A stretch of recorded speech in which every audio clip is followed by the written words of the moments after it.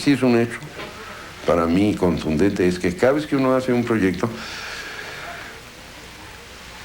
en el proceso hay una constante, que es que uno aprende algo. Y mientras más esté dispuesto a aprender, más interesante y más fructífera podrá ser esa experiencia, ¿no? Para Carlos Mijares, la arquitectura es, ante todo, una experiencia.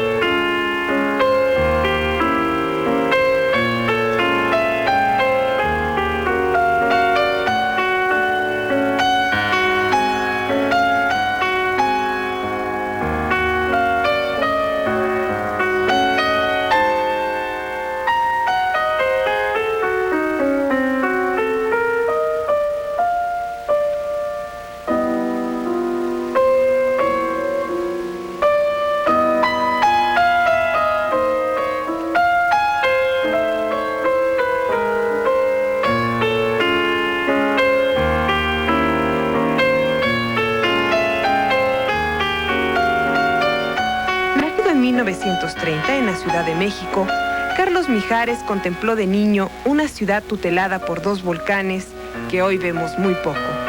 Una ciudad aposentada en el Valle de México, cuya presencia, clara y transparente, todavía se hacía sentir.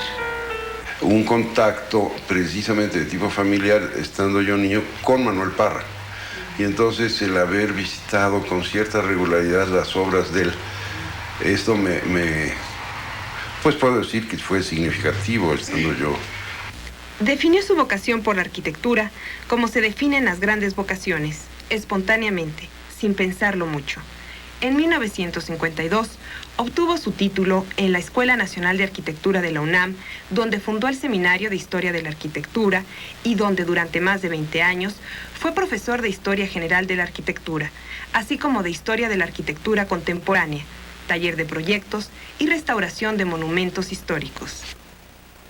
Para nuestra desgracia ha habido una destrucción muy fuerte, una falta de aprecio de nuestros valores arquitectónicos urbanos muy lamentables, una tendencia que a mí en lo personal me preocupa especialmente a considerar, por ejemplo, en el mejor de los casos, a la arquitectura protagónica, a la obra de la arquitectura que es excepcional en la ciudad. La mayor cantidad de obras tienden a ser obras más bien serenas, más bien que cuya preocupación debe estar en cómo colaborar a hacer ciudad. Y de pronto aparecen algunas, como pueden ser algunas de las de tipo religioso, que por su propio origen y sobre todo por la manera como van a ser vividas, pues solicitan una cierta excepcionalidad, como puede serlo un solista en una orquesta. Pero ahí está la orquesta, ahí está el coro, y de pronto puede haber un área, pero sustentada, ¿no? en la musicalidad y en el fondo y en la estructuración general de una obra a la cual pertenecemos, ¿no? Pertenece esa obra y muchas otras, ¿no? Pero en este sentido olvidar la arquitectura cotidiana, las muestras de la arquitectura cotidiana, de la arquitectura más anónima, de la arquitectura que es la que finalmente hace la ciudad, hace las calles, hace los barrios, hace la ciudad y enmarca a la arquitectura excepcional, ¿no? Yo siento que la arquitectura es eso ante todo, ¿no? Es una experiencia. La arquitectura hay que vivirla, hay que recorrerla, hay que moverse en ella.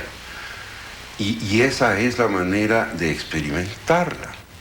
Su interés por la investigación y difusión de la arquitectura lo ha llevado a dar numerosas conferencias, cursos y seminarios, tanto en México como en el extranjero.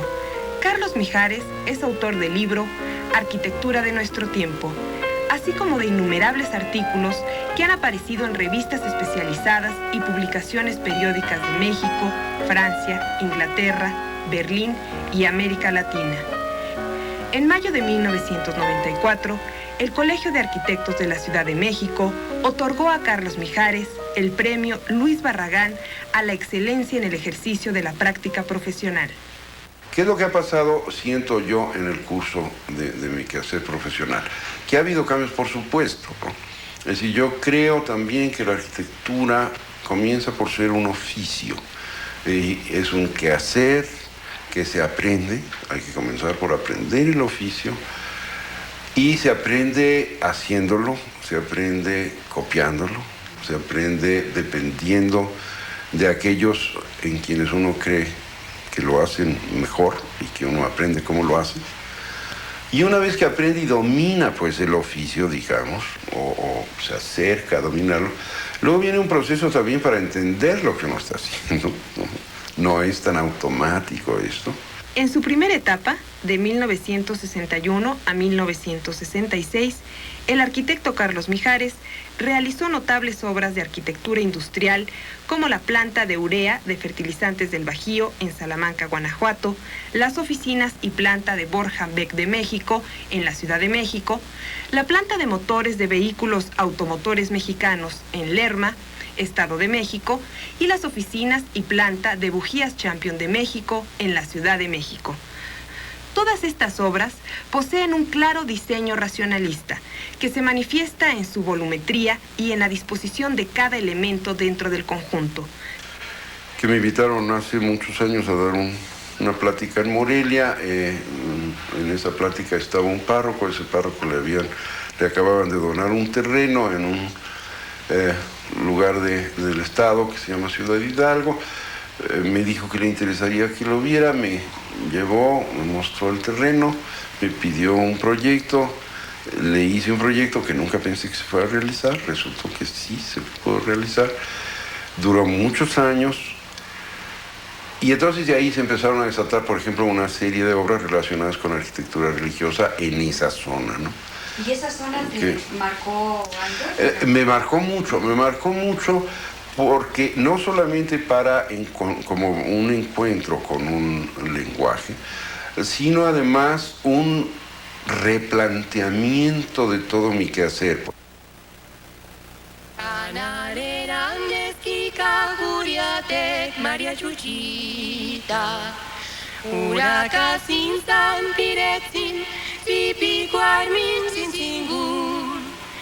Yamen minguin sahuka puremben, huchaire dinguen sin sanguequia.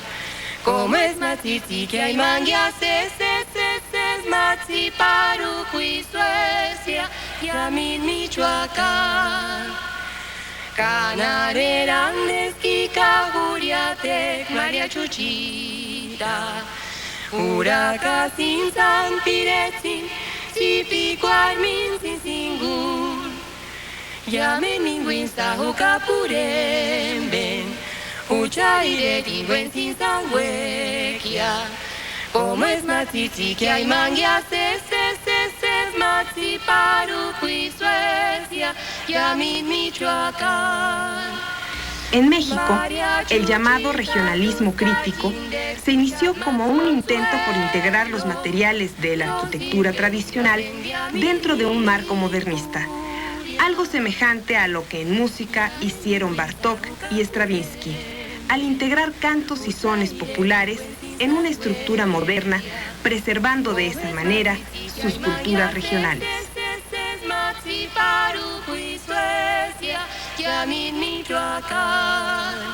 Pero la primera fue muy sorpresivo, porque comenzó por ser una obra que de entrada era clarísimo que se iba a tardar mucho tiempo en realizar, porque no había recursos más que para que trabajaran en ella un maestro, un albañil y 2 ayudantes, ¿no?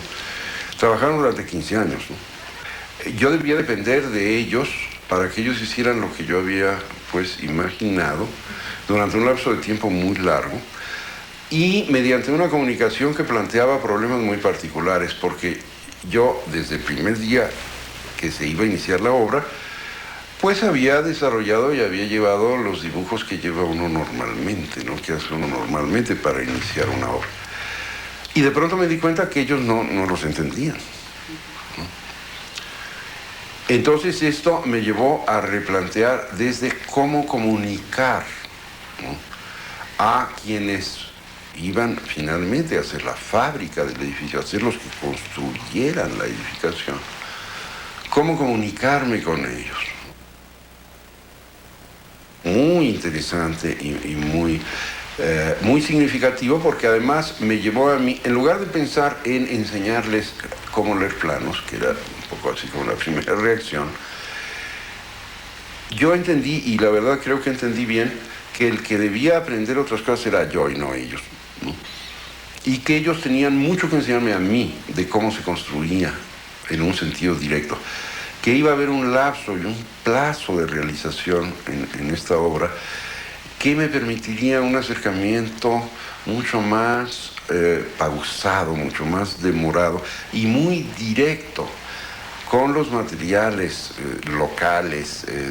Descubrí que había un tabique, un ladrillo maravilloso en esa zona, ¿no? Entonces era además el material que ellos conocían, el material que tenía económicamente mayor significado al usarlo, porque es más barato, porque además todas estas obras están hechas en condiciones económicamente muy precarias, ¿no? Y entonces esto me llevó a entrar en una relación muy estrecha con los materiales, con los procedimientos, con los artesanos que hacen esto, que lamentablemente en un medio como el nuestro cada vez se ha ido abriendo una brecha más grande, ¿no?, entre el que crea una obra y el que la hace. 15 años después yo no pensaba igual. Es una capilla que está en este cementerio, que a su vez es un panteón pequeño de un poblado de 15 o 20 mil habitantes.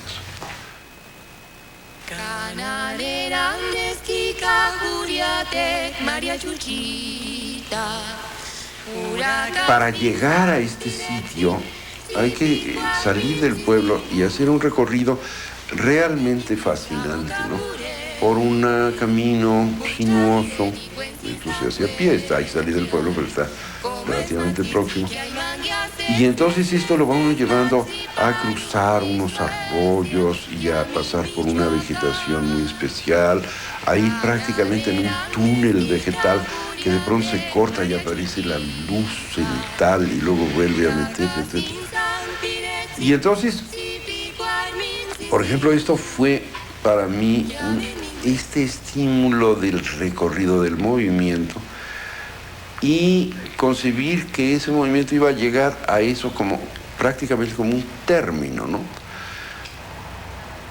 Entonces, pues esto fue en ese momento un estímulo muy particular. Luego, este hecho paradójico y especialmente contradictorio, pero también muy atractivo, de los panteones en Michoacán, ¿no?, que son paradójicamente muy vivos. Es un lugar para los muertos y sin embargo son muy vitales. Es un lugar en principio de tristeza, según nuestra convención tradicional, pero por otro lado muy festivos. Son muy alegres, están siempre llenos de flores. O sea, hay entonces esta tensión, por ejemplo, de estas circunstancias, pues en ese caso tuvo un significado grande para hacer lo que hice. En particular, la mayor parte de los clientes y de los industriales pensaban que el arquitecto no tenía nada que decir, ¿no? Entonces me llevó a estar en contacto, por una parte, con una problemática escueta, clara, dura, de tener que resolver bien los problemas de tipo constructivo, de orden estructural, y el que la expresión se podía lograr a través del manejo del espacio, de la escala, de la luz, ¿no?, y de unos materiales y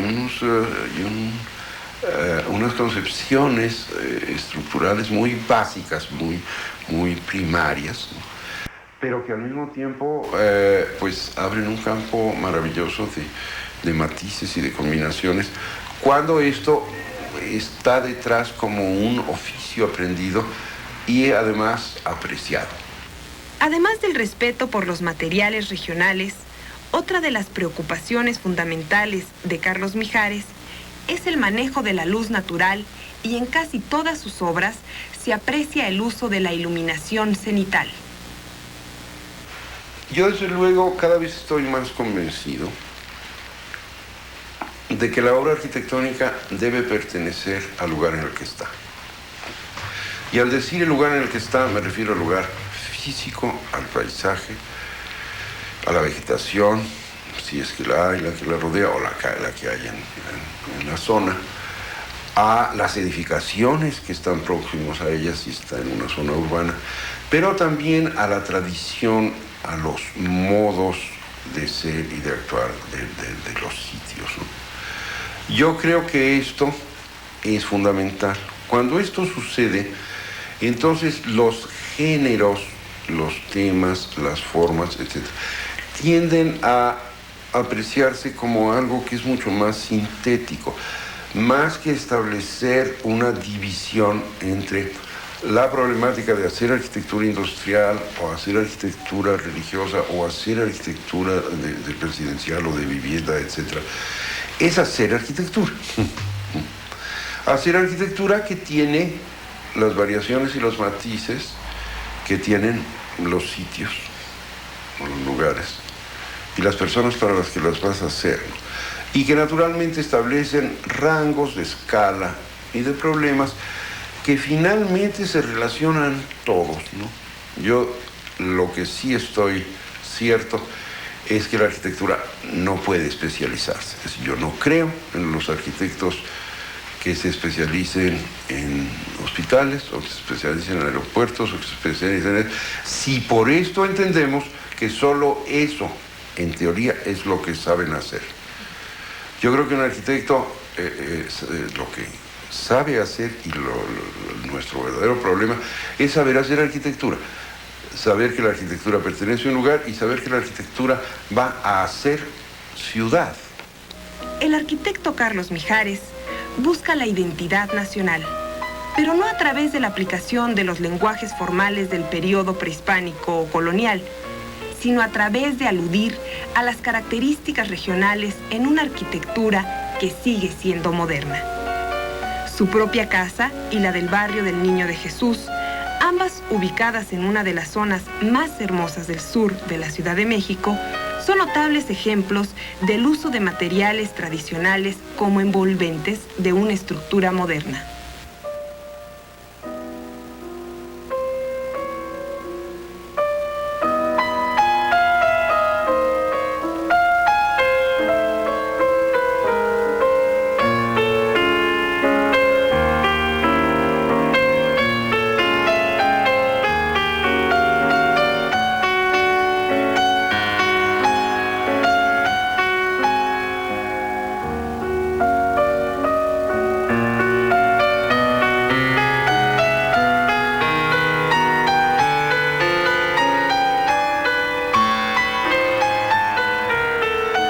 Bueno, para mí Alvarado es uno de mis grandes admiraciones.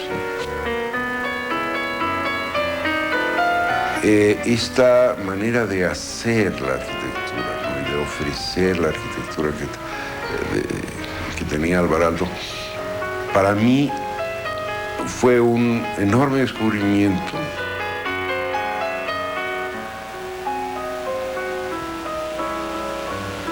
Mi admiración también por Luis Cano, por supuesto, ¿no? Más próximo, más cercano quizá en muchos aspectos a mi propia sensibilidad.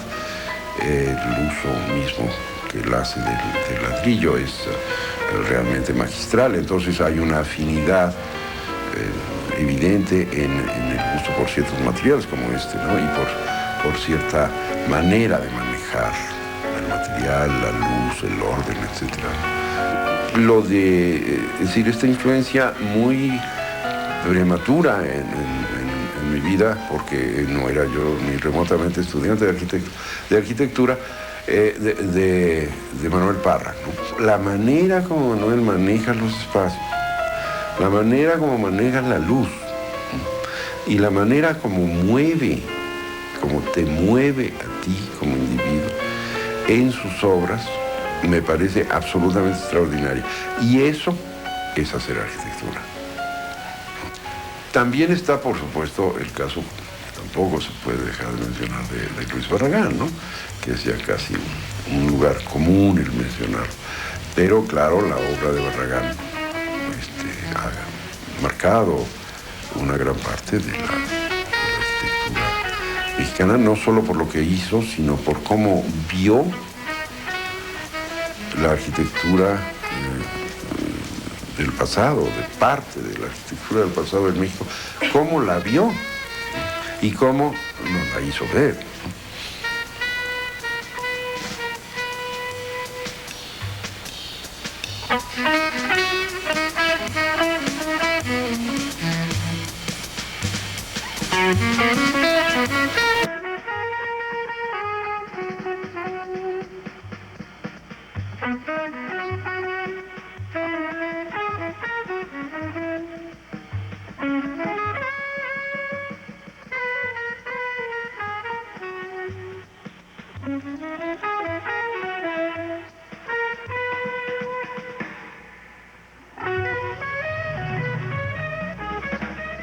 Como sucede también a veces con los materiales, es a partir del material el que uno empieza a entrar en contacto con él, a tocarlo, a sentir su peso, su forma, su color.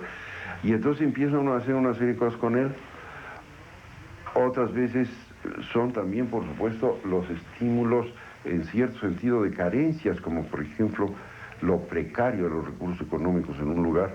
Esto se convierte también en un estímulo, es un reto, es algo que hay que resolver de alguna manera. Entonces, por ejemplo, en varias de estas edificaciones yo he hecho exploraciones, y estas bóvedas que menciono son una de ellas, para realizar cubiertas autosoportantes, para evitar todo el costo, por ejemplo, de la obra muerta, de la compra de cimbra, el gasto en hacer estos moldes para luego quitarlos, etcétera, y ahorrar, ¿no? Finalmente, así de directo, ¿no? Pero tratando de hacer esto siempre también sin que esto implique una cancelación de la fantasía y de la imaginación y del sentido, pues, poético cuando se pueda.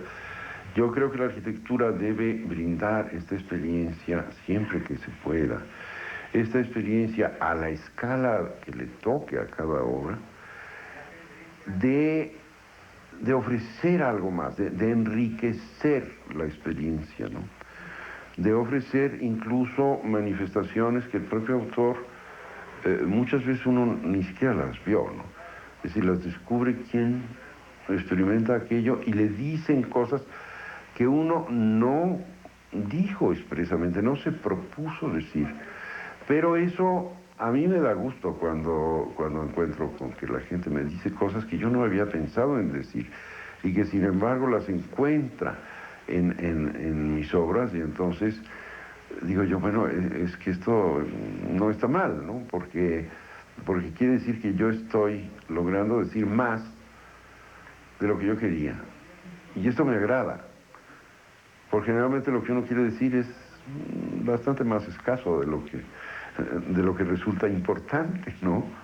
Uno no puede tampoco, ni tiene sentido pretender abarcarlo todo, ni tener estos discursos universales. Entonces son atisbos, son ofertas que uno finalmente hace y que cuando encuentra que se pueden leer con mayor riqueza, pues esto da gusto, ¿no?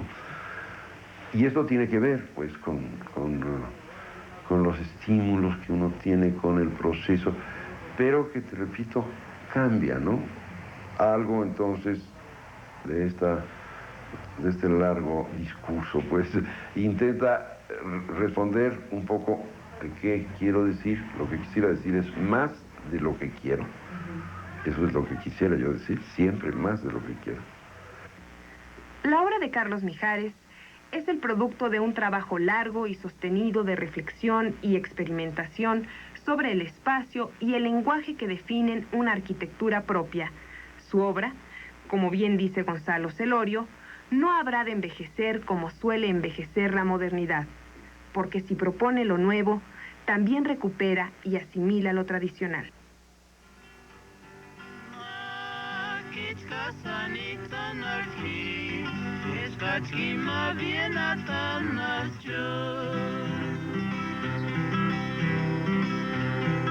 Utsakotzi mara wandan skoresha, kaimaren zotzok zapis mentzun bestia, motochka nambe kamachakosha.